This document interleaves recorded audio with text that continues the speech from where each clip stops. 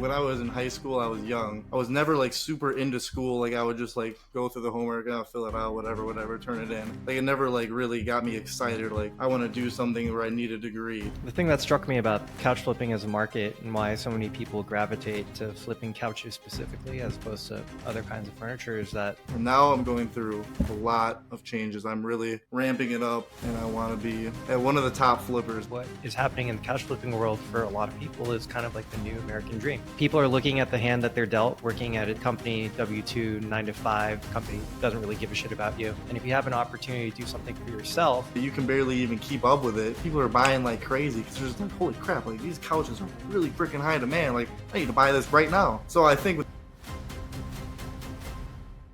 today on the Couch Pod, we have a true rising star in the couch flipping game, Nick Fontaine, a 19-year-old entrepreneur from Madison, Wisconsin. In just a short time, he's built a business where he's dominant in his market. I think what really sets him apart is his mindset and his mastery of the couch drop group strategy. If you don't know what that is yet, stick around. We're about to break down one of the most powerful sales techniques in the flipping game. Nick, welcome to the Couch Pod. Thank you for having me, Charles. I hate to correct you, but I'm in Milwaukee, not Madison. Milwaukee. Yeah, I don't want to be that guy. I know you're good.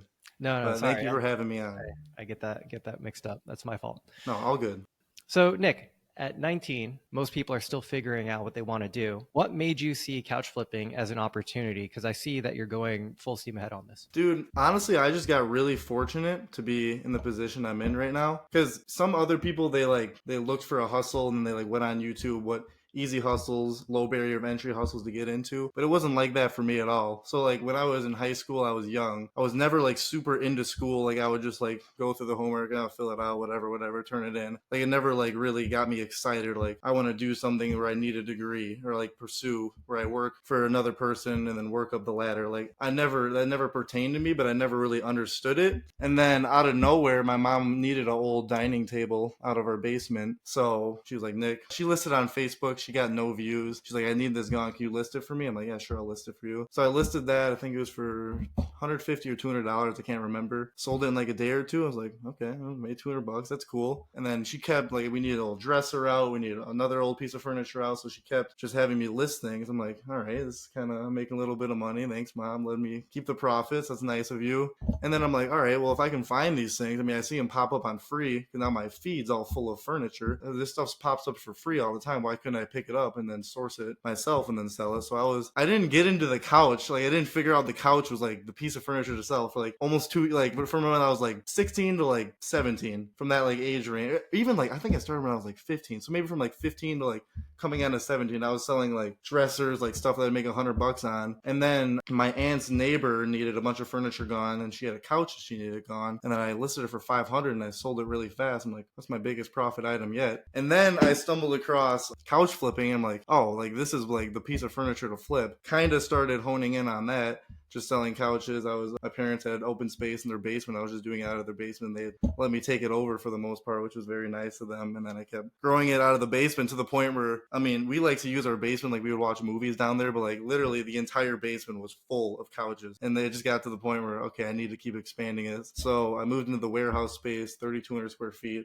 about a year ago, and just been going since then. Just moved into another 2,500 square feet. So we're almost at 6,000 now, 5,700. So yeah, this is a good time to have a call because especially this week, I'm just going through a ton of changes with my business, ramping things up, going from like getting 10 to 15 a week to 25 to 30 and hiring people out. So a lot of changes going on right now, but that's my little story. Amazing. Yeah, it sounds like you're in growth mode. What do you think it is about couches that makes it such a uniquely valuable item to sell compared to other pieces of furniture? Hey flippers, are you still manually searching for deals or posting them on Facebook, OfferUp, and Craigslist? It's time to level up with Ivy Flip, the world's best app for resellers.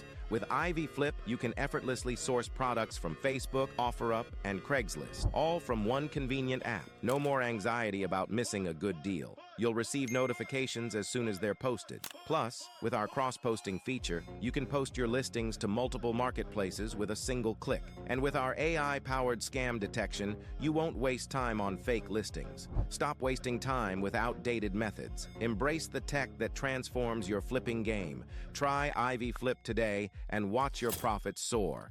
Click the link in the description and get a 1-week free trial of our app now. It's a win-win because it's super high demand and the margins are amazing. I mean, on a dresser, the margins aren't there and it's not in that high demand. It's a lose-lose. But you have a couch.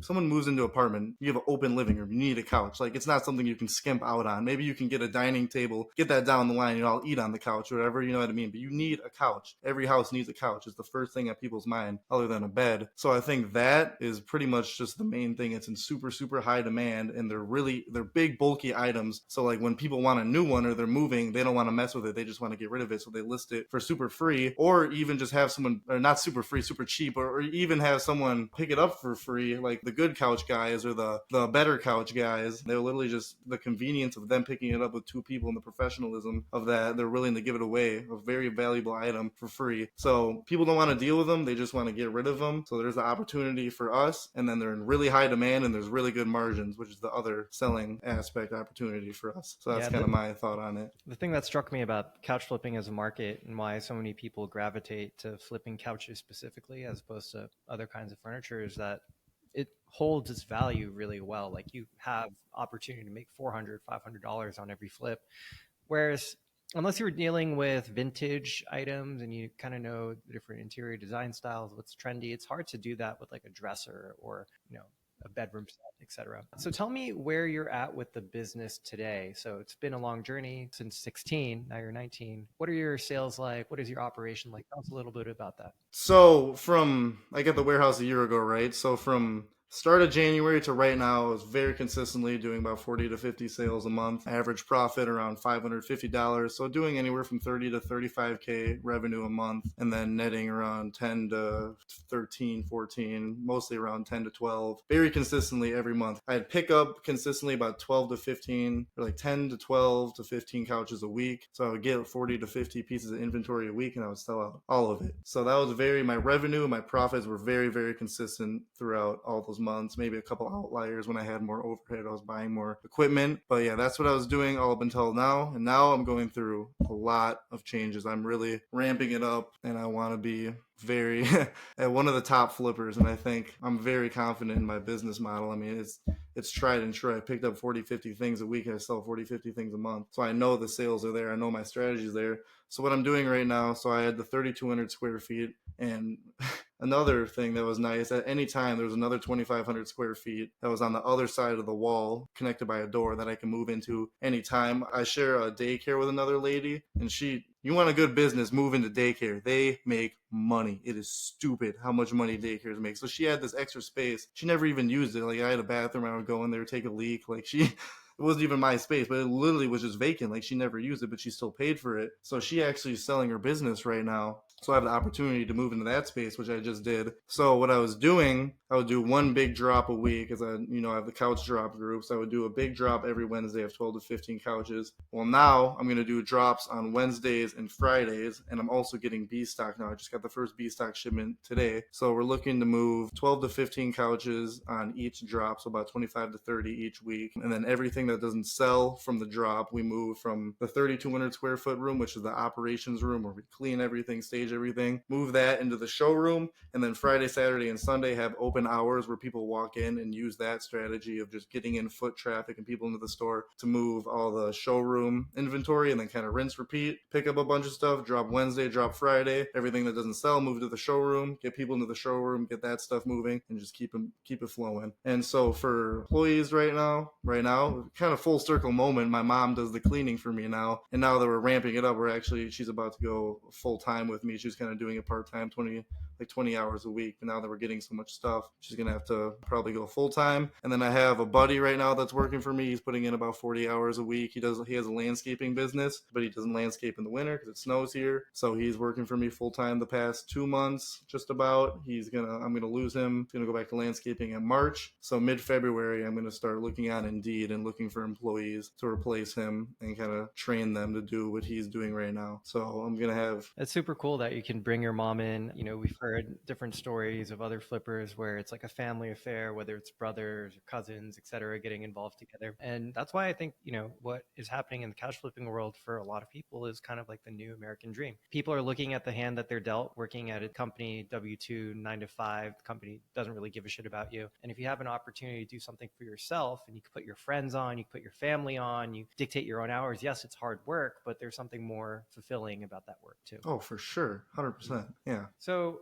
what's really interesting about the strategy that you just described is both in the drop group, but also your idea for the showroom space, you're leveraging key aspects of consumer psychology. And maybe you haven't like written a manifesto on this and like really externalized your principles of thinking around this, but you're implicitly doing it at the very least. So maybe you could talk about that, like how getting people in the same room, whether it's digitally or in a physical space, gets them to pull the trigger and move your inventory. Right. And I like that you asked that because another thing I didn't mention that I'm going to implement, I know we called like a week ago, I might have told you about it, is I was just doing the online drops through the drop group in the chat. I'm going to have in-person drops too. So like I said, I'm going to do drops Wednesday and Friday. So then what I'm going to do, I have so many ways I'm thinking of advertising this and just getting these Wednesday and Friday, this time to this time in people's face. So in the group chat, like at the start of every week, I'm going to say, these are the drops. This drop's going to be on Wednesday and Friday. You can see them online. You can see them in person at this address from 4:45 p.m. to 7:45 p.m. I'm going to change my group template to the hours that were open on drops and open on the weekend, so people are constantly reminded of when the drops are, so they know they can gather their friends. Someone's coming with a friend, hey, you need a couch too? Come to this place at 4:45 p.m. But to get to your point, what I think works about it is it creates urgency, kind of like how Dylan did with his group. People see other people are interested. So what I post all the couches in the chat, I'll post like 10 couches in the chat, and people are commenting, interested.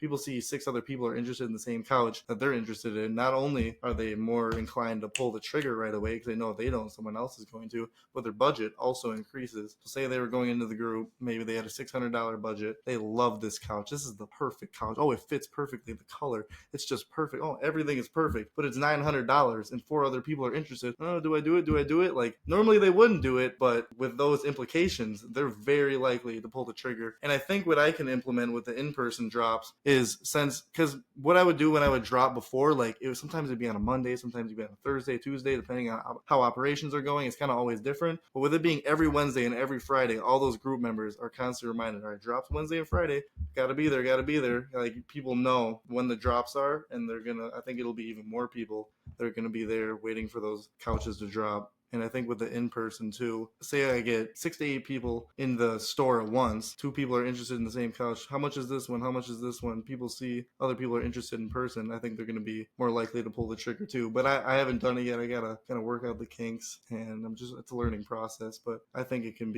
have a very good turnaround. Cool things to touch on there. So first, I just want to take a step back, and for listeners that might be tuning in for the first time or they're just getting in the game, they might not be aware of what the couch drop method is. It's something popularized by Dylan Pavia, pioneer of this Facebook marketing method. And a lot of couch flippers over the past year or two have seen a precipitous increase in their sales due to implementing it. As one of the people that has benefited directly from this method, maybe you could give a quick overview for the audience. Yeah, so what the couch drop group is, you get a bunch of people in a Facebook group, and then you drop, at least the way I do it, I drop on a certain time and certain day. And the days leading up to that, I keep the group updated of what's going on. What's up, group members? We just picked up 6 couches, looking like the drop's going to be Wednesday. And then the day before I announce, all right, like say it's drops Wednesday, on Tuesday night it'll be like drop day today, or drop day tomorrow, couches are dropping at 5:45 p.m. tomorrow. And then so I'll drop all the couches at once in the group and in the chat. So if you don't know, in the group you can make a chat feature where you have a group chat with like as many people are in your group, and you can invite them too.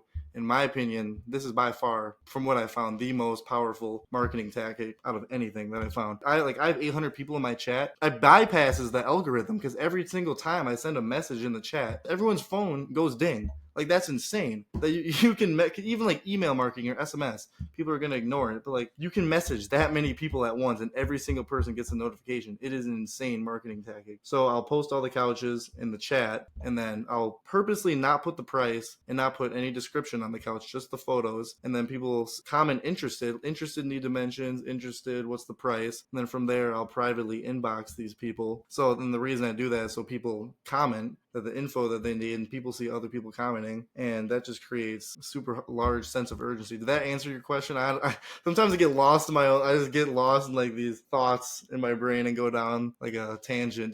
Was that good? Yeah, it was good. I think it was maybe a little bit more tactical, and of course we're going to unpack your I get into things too much. My brain, yeah. Well, that's probably one of the things that makes you a good entrepreneur. Yeah, probably. I don't know.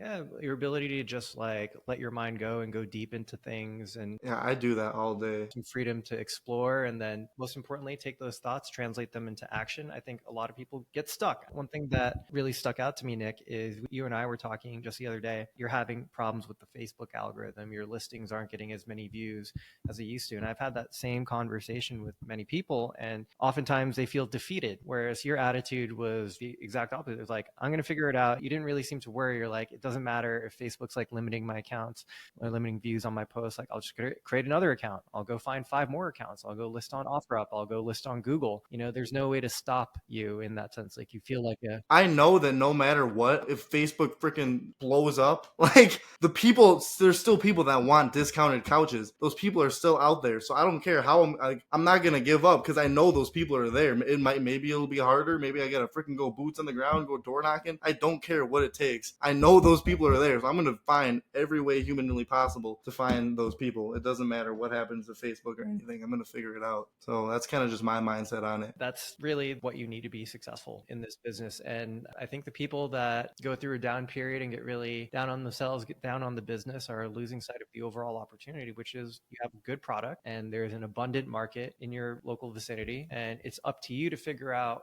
how to move around the obstacles that the world throws at you if you really care about being successful and finding opportunity for yourself and your family. Right. Yeah. 100%. Well said. So one thing that you mentioned is the consistency of which you are doing things. Like, you're letting people know before the drop, here's when the drops are, Wednesday, Friday, we're going to have open hours. Why is it so important to be consistent in your approach from your point of view? Well, I think I'm just now implementing the drops Wednesday and Friday, but I think it's going to be a snowball effect. Like, say I get 100 new group members and they see 2 drop weeks go by. All right, this many couches sold on Wednesday and Friday. Oh, next week couches are dropping Wednesday and Friday. They're constantly reminded of when the couches are dropped. So now like they can kind of plan their weeks around it. I'm looking for a couch and I know these go fast, so I'm going to make a little bit of time so I can show up to the store this week, or I can bring my friend that needs a couch this week. And I think it helps people structure their days and kind of around the business, like, if that makes sense. Versus like, I think before, like, since my drops are kind of all over the place, like sometimes people wouldn't be available. Like Friday drops, sometimes I do it at like 2 p.m. Not as many people would be available. But now that I have set times and set days, people know when the couches are dropping and they can be available at those times. I think it's incredibly important to be consistent, especially if you want to go from hustle to business. I'll give you an example. Like, I remember maybe like 5 years ago, I was in my hometown and I passed by this food truck that had just opened up selling Southern comfort food, like fried chicken, stuff like that. And I love food trucks. I love fried food. I love all that stuff, right? And I was like, all right, I'm going to go check it out. And then like maybe a day or two later, I went by that food truck and it was just not open. I'm like, what the fuck? I looked at the hours on Google. I looked at the food truck and it just wasn't open. And then I tried again like another day. It wasn't open. And I'm like, all right, what the hell? Yeah. That fried food, man. Damn. And, at the end of the day, like, I know what happened with that guy. Like, he opened up, it was like probably a little bit rainy, and he's like, people aren't going to be out here, so it's not worth my time to like go open up. Business is not going to be very good. What he doesn't know is, yes, maybe in that moment, not many customers would have shown up, but there are plenty of people that if they know, they come to understand they can't rely on you, your business is not predictable, they'll never give you their business. And so part of the grind is just showing up and being really consistent. You have to set the expectations and then deliver against the expectations. And you're not going to get the results immediately at first, but it's consistently delivering on the expectations, which allows people to start to trust you and allow you to start to earn their business. Completely agree. Yeah. I mean, there's a sub place by where my location is, and sometimes they're not open. And I love this sub place. I'm like, why are you not open? Like you said, it says I'm open. I drove out here and you're not open. I want a sub. Like, and then I'm still going to go because I love their subs, but like, well, it irks me a little bit. You know what I mean? So that's a good perspective. I never really thought about it that way. People get pissed. I mean, yeah, I get pissed, right? Like especially when it comes to food, man. Because you get people in their worst moment, they're hangry, right? And like you denied them of that food. So yeah, I'm in Brazil right now, and it's a little bit more of a laissez-faire attitude around business here. So you kind of learn to start going with the flow. But I think especially when you're dealing with American consumers who, for better or for worse, are the most entitled consumers in the world. Like we want and we get the best. Now. Yeah, we want it now. We get the best consumer products, get the best consumer services. We get the best assurances. Like, for example, if you go to a restaurant in Mexico and you don't like the food, you're still paying for the food.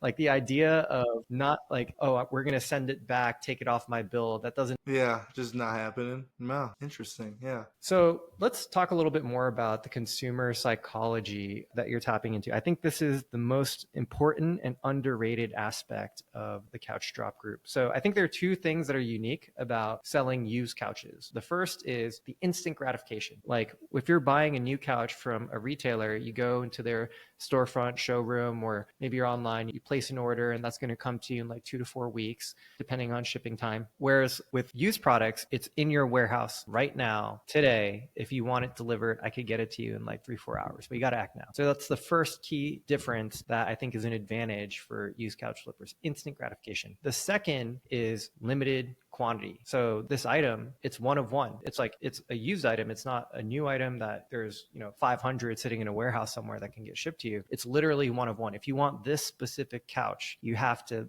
this is it. Once it's gone, it's gone. So how have these two things shaped, how have you seen these two forces play out in your business? How do you expect that to play out when you open the showroom? Well, I think it'll play out a lot like how the drop group has played out. Say, my best drops are when I have the most people engaged, depending on time and day. But, when I have, 30 people in the chat at once and it's freaking blowing up and, you can barely even keep up with it, people are buying like crazy because they're just holy crap, these couches are really freaking high demand. I need to buy this right now. So I think with the same thing with the showroom, if I get maybe 2 to 3 people to show up every hour, then I think it might not be as effective. Oh, this looks nice. Oh, we're going to go home and measure. I think I need to make it where I'm specifically going to have it only open for a couple hours because I need my time to do other things in the business. And I think then people will come more consistently each hour. So say I get 8 people in the showroom at once and there's 3 people interested in the same couch. Someone's buying that couch and then that one gets sold. All right, what else is available? I think people if a couch sells or someone else buys it, they may be well, I'm already here. I might as well buy another one. So I think it'll be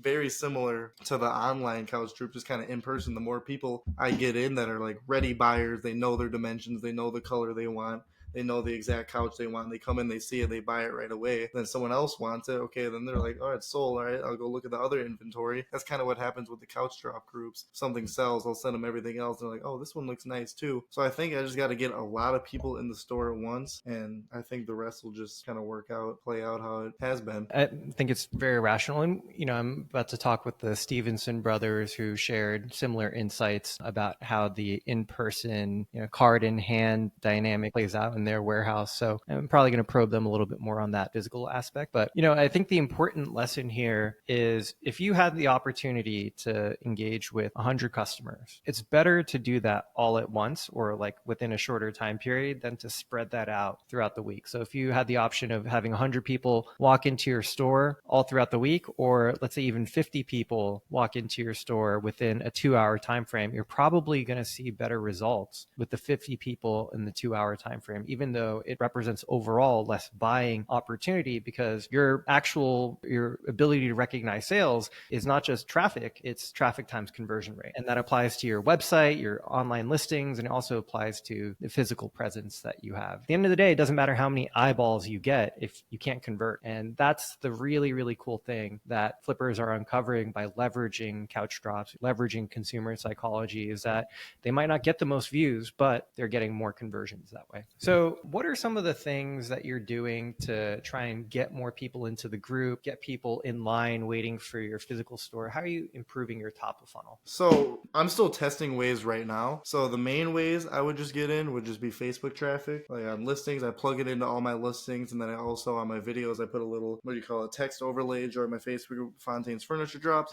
But now the views have been dropping, I have an advertising strategy right now and anyone listening. If you're having low views on Facebook, you need to be boosting. I know you don't want to give Facebook money, but it really does work. It's what you have to do. So I've found a strategy where I'll take 5 pictures of these really good looking couches, absolute eye candy couches. People see it, people click. So I take 5 couches, I post it on Marketplace, and then I put the price. I tested one ad at $400 and one to $600. The $400 one was bringing in a lot of low quality leads. I did the $600 one, and my cost per message, I spent about $80 and I got 65 messages. So it was like $1.30 per message, which is really, really good. Really, really good. So I would just work those leads as good as I could. I was like, hey, here's all my current inventory, and if you're not interested, I'm posting this amount of couches on Wednesday. Join my group. And all these 65 leads, I literally followed up with these leads like 3-4 times in a day. I'm like, hey, are you still interested? Like, you still interested? Join my group. Like, is this couch interest you? Not in an annoying way, but in like a genuine way. I was like, hey, Stacy, I would love to get you a couch. Let me know what you're looking for. So that's my main strategy that I found has worked really well. I got my views up to about like 5,000 something in the past 7 days, which is kind of what it was at before. So I'm happy with that. But yeah, posting the collage post, lowering the price.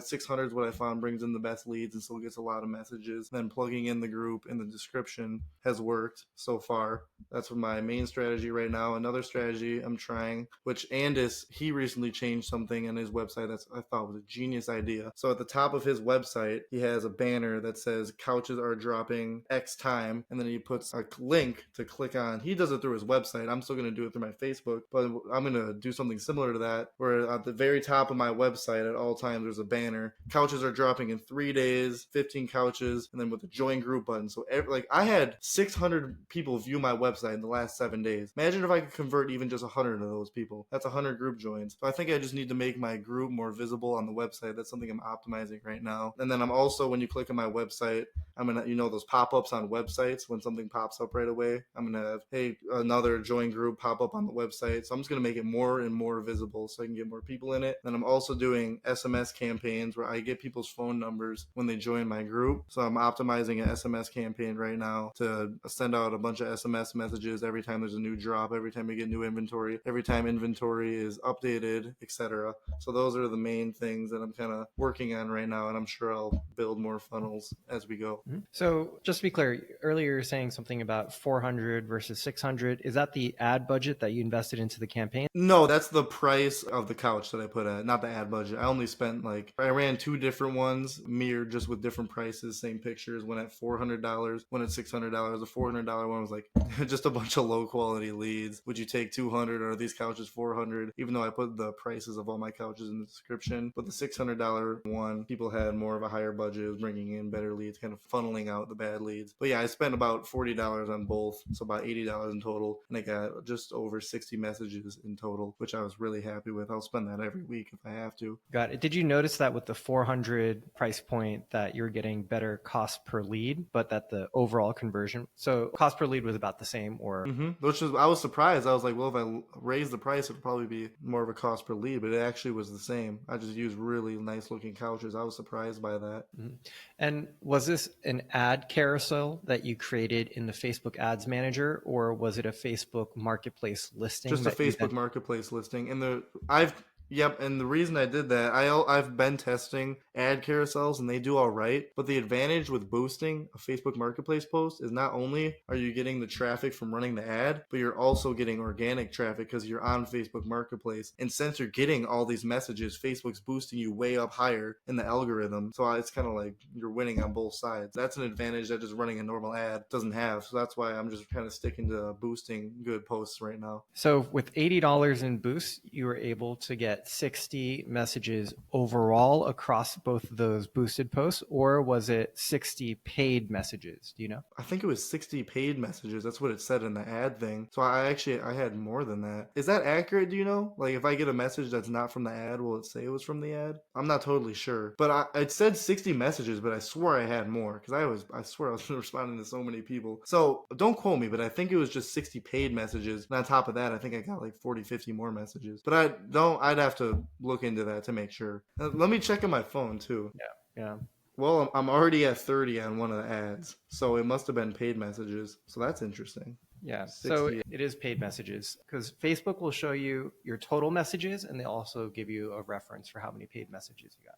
Yeah. So the ad did even better than I thought. So I must have got over 100 messages on that ad. How about that? Specifically, it's carousel of some of your best couches, and then you have like description. Like I'm assuming first thing is going to be, "Hey, join Fontaine's couch drops." If you want to get inventory, just yeah, I'll show it off right now. Actually. Oh, okay. So, and you were saying that you get around 5,000 views a week on Facebook Marketplace. Yeah, so it was all the way down to under 2,000 at one point, and I was freaking sick. I was like, I gotta do something about this. So, and then ever since I did the boosting campaign, it's been right back up to about 5,000, and it's still going up. So that those have just been money for me. I'm gonna keep on nailing that until it doesn't work anymore. I'll email that to you at the end of the podcast. And then out of 5,000 views, you get how many people to join your group per week? Let's see. It's been lower recently. At one point, I was getting 40 to 50 people in the week, sometimes over 100. Right now, I think I'm getting about 30 to 40 people in the group a week, give or take. It's been a lot lower. I'm not completely sure why. I'm still trying to figure that out. I think Facebook did shadow ban my group at one point because they were flagging me for a bunch of stuff. And then out of nowhere, like I would get scam messages in my group, not messages, but scam people trying to join the group. And there wasn't even scam people trying to join my group. I was like, something's going on. Either they're not showing me up on the algorithm or something like that. But yeah, I'm getting about 30 to 40, but I'm really trying to figure out how to get like 80 to 100 people in the group a week. Because if I can do that, it's over. I'm selling out every week. I just need to I have been, you don't even know, Charles, every night I'm researching stuff, testing different ads. I'm going to figure it out. I just haven't fully figured it out yet. But that collage post has been really good for leads so far. I think for a lot of people, it's just useful to have some reference numbers, some benchmarks, if you will, because these are things that you should keep track of. But like, what are your numbers, right? Like, how are you doing top of funnel? What's your conversion into the group? What's your conversion from the group into a sale? Let's say you're averaging 5,000 views a week and you're getting 50 people to join the group. That's about a 1% conversion rate.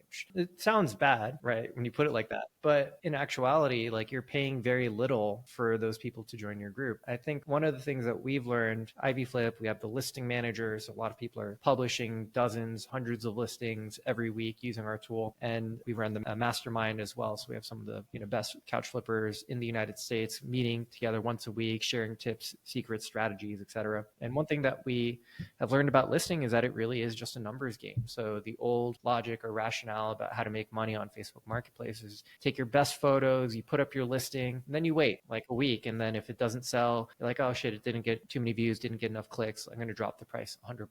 And then you wait another week. And it basically was this passive waiting game. You can't control how many views Facebook gives any individual listing. The thing that you can control is how many listings you put up. So if you're not getting results with a listing, keep pushing, keep publishing, put out more listings, take more photos, go to different marketplaces. And the reason I bring this up is because, 5,000 converting to 50, 1% conversion sounds low, but you have to think about what you'd have to pay for those conversions otherwise. And we live in a world where attention is commoditized and it's the highest price commodity, really, right? Like it's the most important and valuable thing in the information economy is people's attention. And normally to get those eyeballs and then conversions, you'd have to go to Google and pay for search traffic. You'd have to go to Facebook ad network, or you'd have to be investing in creating a ton of content. And Facebook Marketplace and these local marketplaces in general general offer you an ability to connect with interested consumers who are in the market for your products at an extremely low cost. So you put in $80 worth of boost to get the results that you've been getting recently. And before that, you were doing it for free, right? You weren't paying anything. You were just taking the time and energy to go put up the post.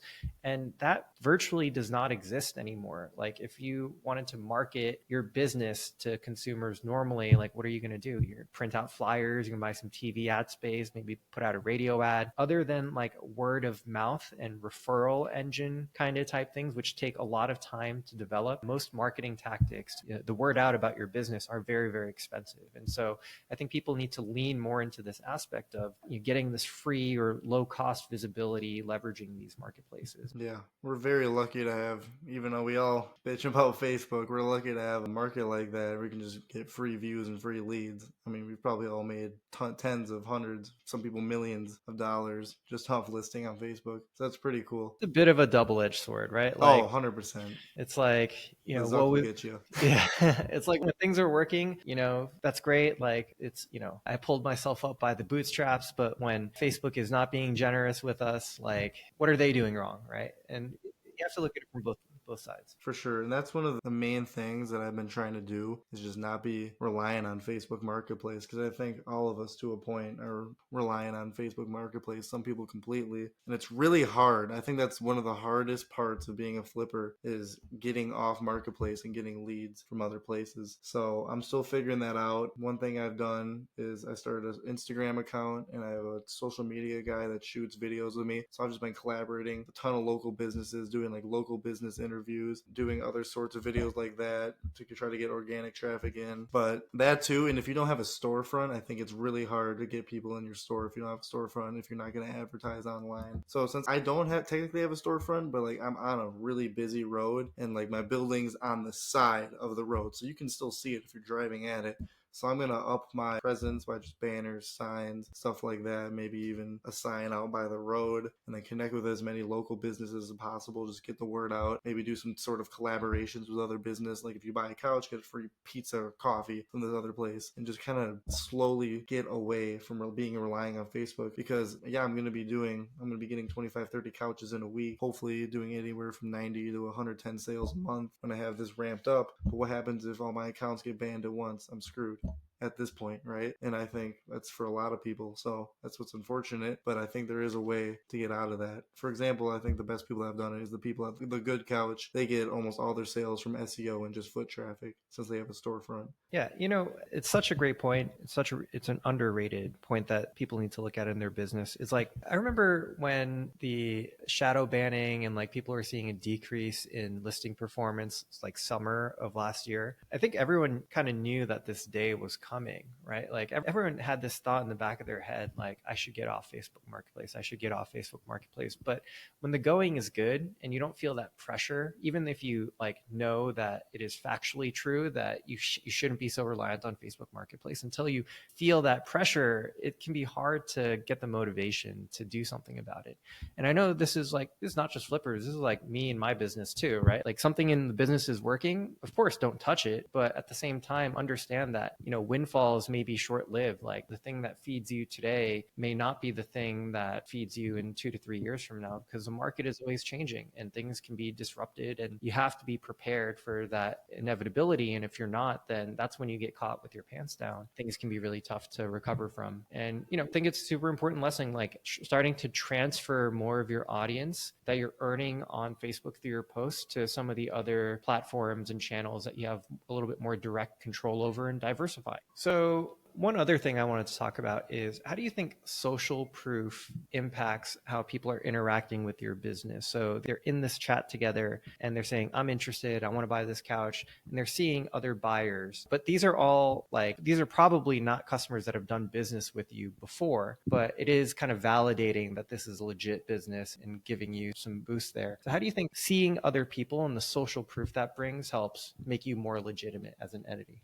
Well, I mean, if other people are interested in your couch, I mean, if you see a bunch of people interested, probably interested for a reason, right? But I think one of the main things I do to build trust is I have kind of like a schedule each week of what I post. So like 2 days of the week, I'll post testimonials similar to what Keon does. You take a picture with the people in the couch and say, thank you for taking it. Then after every sale, I'll tell the people to, if they want, can share their couch in the group. And it's better when people, other than me, post it, people post it. And those posts always blow up. They always do really well. But yeah, I do a lot of testimonials with myself and other people, and that builds a ton of trust. But I have a lot of just organic traffic. So one of the best ways to join the group, even better than just getting traffic from Facebook, is having people share your group and other group, like Dylan said earlier. But it's actually funny. It happened at the flipping conference. Like I was at the couch flipping conference when we were all at the Comfy Living Chicago spot. I'm looking at my phone and I'm getting like 20 group joins a minute. I'm like, holy shit, like what is going on? And they're all like legitimate, real people. I'm like, what is going on? I got over 100 group members requesting in a day. And another mom, after she bought a couch off me, posted me in a local moms group. It was like, if you are looking for a couch, this is the best spot to go. Really nice guy. And posted the link to my group. And I got like 150 group joins. It was awesome. I wanted to tear after the conference, just selling like crazy. So that's one of the main things you can leverage, is just getting organic traffic and getting people to talk about your business. And then once you kind of have that many people,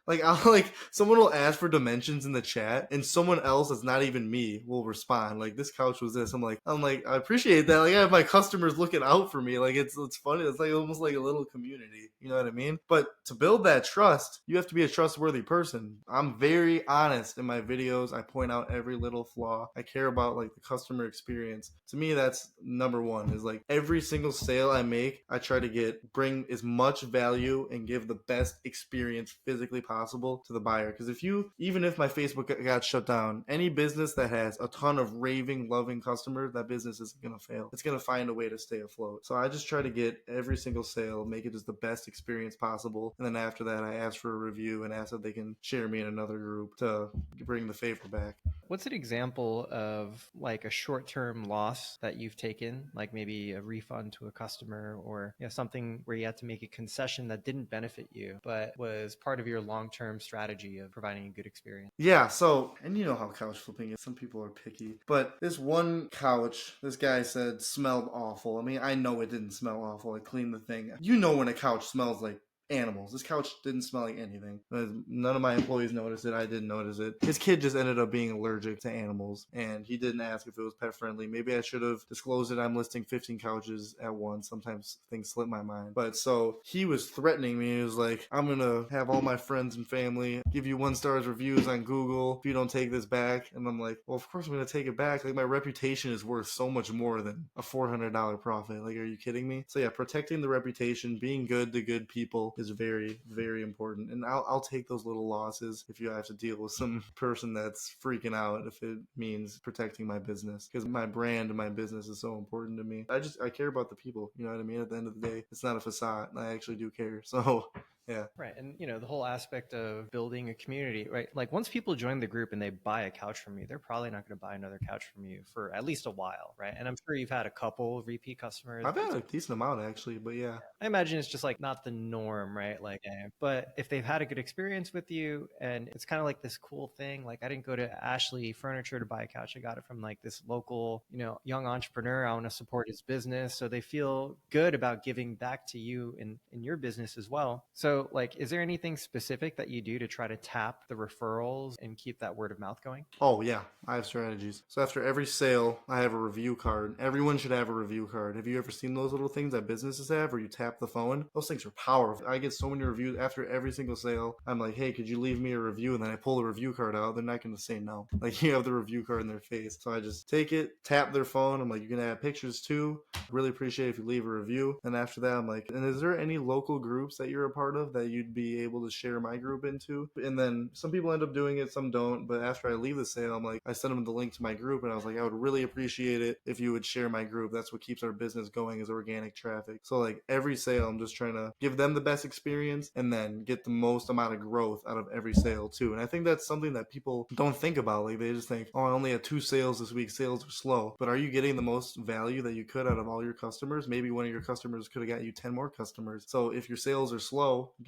make your customer experience better, get more value out of your customers, and then your business will continue to grow organically regardless of the algorithm. I love the idea of the review card. And it's like when you're delivering the couch, right? Like you're in the spot, you're on their premises. Maybe you're even offering in-home delivery, something like that. And they feel like, and so, yeah, they feel a little bit in debt to you, right? And they're having a great experience. You got to get them in that moment because any later they're going to forget and they're not going to do it. It's nothing against them. It's just human nature. Out of sight, out of mind. So now that you're scaling up the business and you're contemplating bringing in additional employees, you just mentioned sometimes things slip through the cracks. You try to be as forthcoming as possible, pet damage, smoke damage, any details about the couch. How are you planning on making sure that the people who come into the business after you are going to uphold the same standards? Right. So really good tidbit of info that the Easy Couch Depot guys, Tyler and Josh, mentioned in their hiring process where they messed up on Indeed is they would just interview 3 people and then they picked the best out of those 3 and then the guy ended up being a jag smoking weed in the box truck.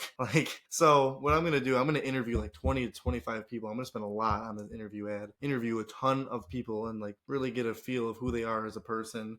I can read people pretty good, you know what I mean? And then out of that bunch of 20, 25 people, maybe have a couple work a shift and then from there get the best person. But to keep the people inclined to want the business to do well, first I'm going to have them go with all the deliveries with me and be like, this is how we treat our people and show them the process of we're going to go the extra mile for the customer. If they want a freaking TV brought off their TV stand, we're going to do it for them for free because that's the experience I want. We're going to set it up exactly how they want. We're going to talk to them about their day. It's really as simple. I just need someone with good people skills. At the end of the day, if you can just make someone your best friend for 10 minutes and just have a friendly conversation with them, the customer's going to have a good experience. So I'm just really looking for someone that's very personable and can just kind of hit it off with anybody and just be very friendly. And then another aspect of the hiring and not hiring, but the payment structure that I'm going to do is I'm going to start at a base pay of $20 an hour, but I'm also going to do commission on top of that. So they're going to be doing a lot of pickups by themselves. So if they pick up a couch I forgot what the exact structure is, but if they pick up a couch that brings in, I'm trying to remember that I'm doing a sourcing commission and a selling commission because they're going to post on their account too. Kind of similar to what the Easy Couch Depot guys do. But for sourcing, if they buy a couch that brings in $0 to $500 profit, I think it's like $25 commission, $0 to $700 profit, $30 commission, $700 to $1,000, $40 commission, then $1,000 plus $50 commission. So if they find the deal, say they're on Ivy Flip and they're scrolling and something pops up, they find the deal, they get commission for finding the deal. And then on top of that, there are also similar commission rates for making sales at different profit points for the business. So now I'm going to have the base pay and then they're incentivized to do the 2 most important things in the business, buying and selling, bringing in couches and selling them. And they're going to make money. The more money the business makes, the more money that they're going to make. So that's kind of how I'm going to keep them incentivized to buy and sell. And I think just over time, they're going to realize that the better the business do, the more that we can bring in inventory, sell the inventory, the more money that we're going to make and the better off everyone's going to be. So yeah, just finding that right guy with a good personality that can talk to people and incentivizing them and kind of just let them have at it. Impressed by the intuition that you have around hiring and sussing out an employee. This was honestly for me one of the hardest things to do in business. I've been my 10th year of entrepreneurship. I'm still not that great figuring out who to hire. I'm much better at firing people now. That sounds terrible, but if people are not a good fit for what you're doing, I think I used to overinvest a bit. I read this book called Good to Great by Jim Collins, where they actually do a study on some of the best corporations over the past few decades. And at one of the companies, they had the policy where they did not fire people. It's like, if you're having trouble, they would invest more and try to figure out what was going on in your personal life to, improve your performance. And that created this sense of community. And so I was like, all right, I'm going to do the same thing. Right. And, maybe it worked for that company. I don't remember which one it was, but it certainly has not worked for me. And what I found is you can't change people. They either fit in with what your culture is and what you're trying to accomplish, and it just makes sense, or it doesn't. And sooner you figure that out, the faster you can move on to the next person, and they can move on to their next opportunity as well. It's not that they're bad people. It's just sometimes it doesn't work out. I had a guy that worked for me me. He was one of my closest friends. He worked for me. He was at the startup of the company all the way from like 16 to 19. And as the business growed, I have nothing against this guy. He's a great dude. He didn't have kind of the aspects of what he needed to do, the kind of person he needed to be to continue to grow the business. You know, he wasn't the most outgoing person, which there's nothing wrong with that, but it's just I needed someone that was very good with people, and it was kind of just a downward effect of I realized it wasn't going to work out. I was trying to get him to do this, do that, and at the end of the day, it wasn't who he was. So you need someone whose personality fits into your business, and then you kind of grow from there. Like, I can't bring in someone that is super shy and doesn't want to talk to anybody and just like is to themselves. It doesn't work for the business that we have. You need someone that's, so yeah, it's good. Can't change people, and I actually learned that lesson. It was hard getting rid of them, but we're not on bad terms or anything. It ended up working out. But yeah, I wouldn't hire friends for long term. It's like there are certain personality types that gravitate towards different professions or careers, right? And it's not to say that like all salespeople have to be extroverts. Like, for example, there are very good salespeople that are introverted and they just have a different approach to selling. But you have to love what you do. You have to be excited and enjoy the work. I think that's a really, really important part of it. And, whether it's running a software company or it's growing your furniture business, if you can get up each day with a little bit of enthusiasm, some gratitude for, the flexibility that you have in your life to be able to work with your friends and family, and that's exciting to you, like that's a great fit. That's a beautiful thing. Michael, I did 2 podcasts with Michael Griffing. He's one of the OGs of couch flipping. He's been doing it for almost 10 years at this point. And over that time, he's made a lot of hires. He has really interesting perspective on the incentive and commission structure as well. And one of the things about our conversation that stood out to me was like, I basically is hiring people that he likes and wants to hang out with. That's like the first and foremost thing. He's like, I kind of know who fits in here, and you can smell it on people. He just has that experience operating the business for so long. Like, he knows within like a meeting or two whether or not that person's kind of going to jive in the culture. And I'll probably post a link to that episode in the comments here. Nick, we're almost at our time. I want to talk a little bit about the future before I let you go. What's next for you? Do you see yourself,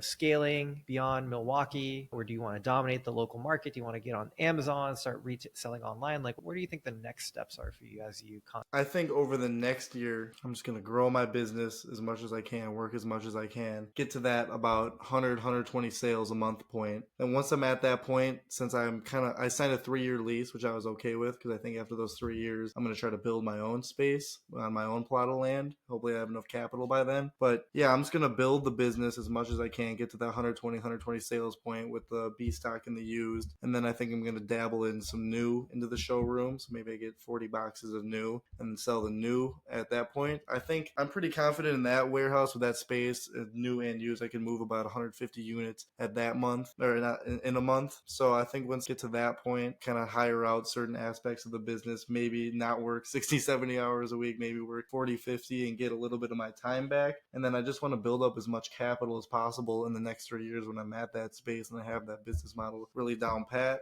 And then I think after those 3 years, I thought about doing Amazon, going the online route. I really like, because I think I kind of have a perspective on that where I think I could build like a really good online brand with kind of like my personality built around it, and then the family aspect of that. I think I could do good in that market. Just have to build the capital for that, or I continue to expand the operation as it is now, buy some land and build like a 12,000 square foot warehouse and be like Tyler and Josh, how they're just moving a ton of stuff. And I would love to franchise, but I mean, franchising a couch flipping business, I don't think anyone's really figured out yet. I think that's kind of a hard thing to do. So I mean, that's on my radar, but I don't really know how that would work out at this current moment in the industry. I think what could work out though is when the couch returns start getting more consistent and from more avenues. I think, like Tyler said the same thing on a podcast, but I think the returns is the huge money line that we're all waiting on. Absolutely. Yeah, it's a missing piece in the industry, right? Like the retailers don't know what to do with their returns, and the couch flippers need consistent flow of inventory, particularly stuff that's not been sitting in someone's house for like 6 years, right? And I think there's a whole ecosystem that's waiting to be discovered and explored there. Nick, it's been a pleasure having you on. It's great seeing what the future of couch flipping looks like. Thank you so much for coming on, sharing your insights. And I think maybe we'll see you as your own internet personality in the future as well. So who knows, man? Who knows? We'll see in the next 3 years. But thank you for having me on, man. Could be cool. All right. Thanks. Bye.